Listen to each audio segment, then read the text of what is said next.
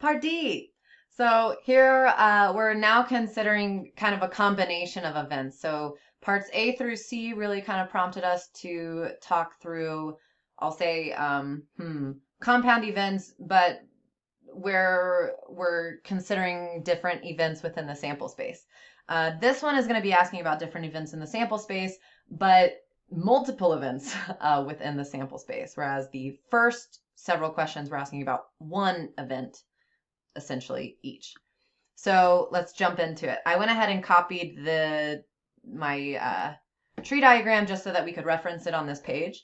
So let's see, event S is going to be the event that both cookies are the same flavor. So to talk through that first, I'm going to talk through all of this problem logically, and then I can connect it back to some of our formulas that we've been learning about.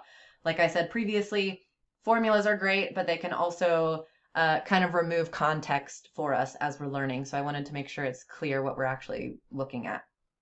Okay, so both cookies are the same flavor then. Let's consider what events would be included in the sample space. So if both cookies are the same flavor, that means that we're looking at the event of chocolate, chocolate, and the event of butter, butter. So event S, again, I know that we're talking about like events within events, but event S is going to be the event chocolate, chocolate, and, sorry, I shouldn't say and, or the event butter, butter, meaning if either of these happens, we want to talk about those probabilities. We don't want to talk about the other probabilities because that's not included in this event. By the way, it is normal to have events within events. It's like inception of events, but it's fun. Okay. So instead of a comma here, I am going to write or, meaning we have chocolate, chocolate, or butter, butter. And in a previous video, I said if you see the word and, formally, that typically means we're multiplying something.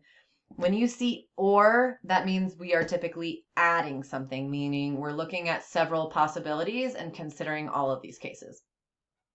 And I will again mention I'm going to avoid looking at formulas right now. I will get to the formulas at the end of this problem. So considering this, we're saying what's the probability we have a chocolate, chocolate, or a butter, butter. So if we look at the chocolate, chocolate, we calculated that was 6 over 90. We look at the probability of butter, butter, and that was 42 over 90. So the probability that either of these happens, what we're really doing is literally taking these probabilities and adding them together.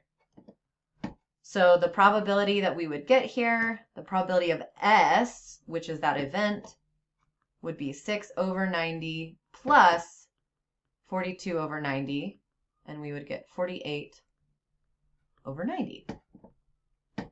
Okay, so now I'm going to bring up the formula because a lot of the times when we see or, which you could also write like this, the union, so I'll even write that, CC union BB, which that looks like a funky word, but it's it's all math. Okay, it looks like whatever. Sorry. So the probability of S we've calculated from the tree diagram is 48 out of 90. What I want to bring up is the idea that we see this formula, the probability of A union B. We usually look at the probability of A plus the probability of B, and then we subtract their intersection because otherwise we've counted these things twice. Anything that's in the intersection of the two events would be counted in both, and we don't want to count something multiple times.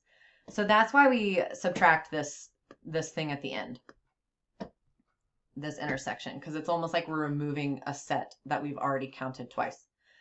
The problem, or not the problem, but what's going on with this situation is let's look at what that is. So if we look at the probability of chocolate, chocolate, or butter, butter, that would be the probability of chocolate, chocolate, plus the probability of butter, butter, minus the probability of chocolate, chocolate, and butter, butter.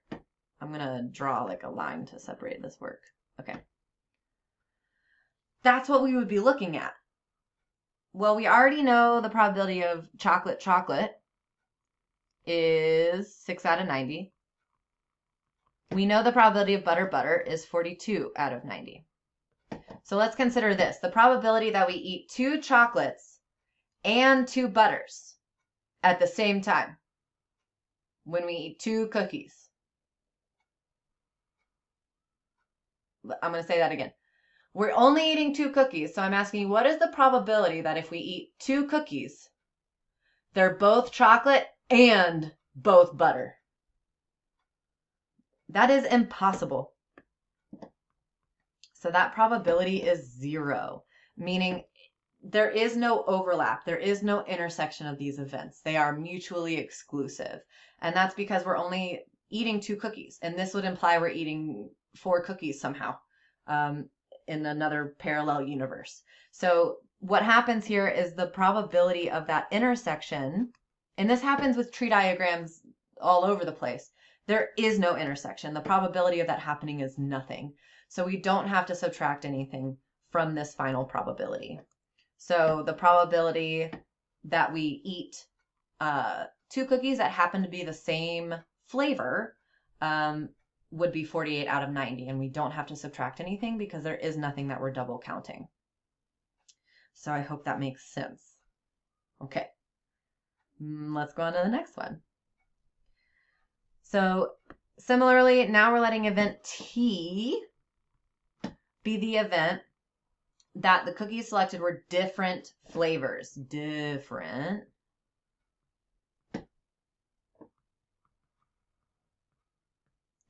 And I'll say that the question itself prompts you. It says, find this using the complement rule, and then find this using the branches of your tree. So we are going to do both of those, but let's kind of go back here. Let's look at the complement first. So if you remember, the complement is everything in the sample space that is not in the event we're looking at.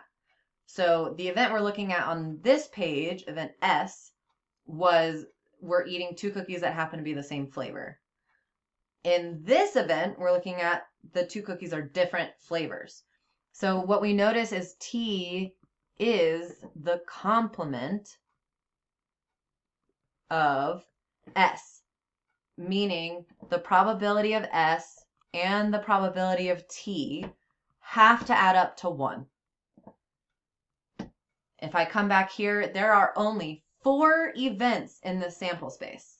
2 of them correspond to having cookies the same flavor, and the other 2 correspond to having cookies that are different flavors.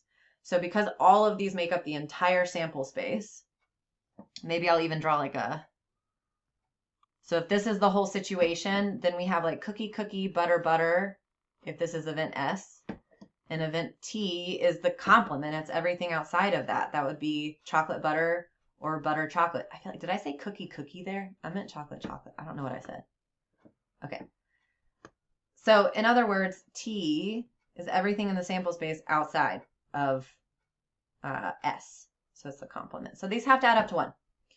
So if the probability of S we got was 48 out of 90, that means the probability of T has to be whatever we can add to that to give us 1. In other words, we can take 1 and subtract the probability of S. And now it's here where we need common denominators. So we're adding or subtracting fractions. So again, in my opinion, adding and subtracting fractions is a little bit more tricky than multiplying and dividing. Instead of 1, what we're going to do is write this as 90 over 90. So anything divided by itself is 1. So we can write it like this. And when we add or subtract fractions, if we have a common denominator, then that denominator stays. And we subtract or add whatever we're supposed to be doing with the numerators. So in this case, we have 90 minus 48, meaning all of the probabilities left over from event S. And that would be, if I'm doing my math correctly, 42 out of 90.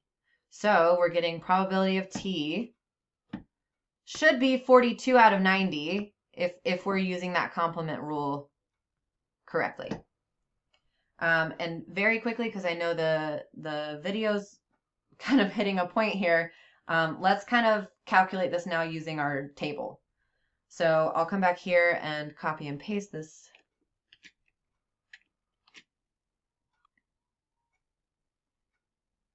I'll make it even smaller. All right. So now what we're considering is, I'm going to highlight this one and this one, because these are the ones that correspond to having two different flavors. Like we did in the previous video, what we can do is add these. So we're looking at the probability of chocolate butter plus the probability of butter chocolate. There is no intersection. These are mutually exclusive, which means the probability of T is equal to what I just wrote, but it's also equal to, if we add these, 21 out of 90 plus 21 out of 90, and we would get 42 out of 90. So either way, we're getting 42 out of 90. Yay! All right. In the next video, I'll talk about part F, and then also kind of like an extension, just I think to push our brains a little bit with this idea. So that'll be it for this one.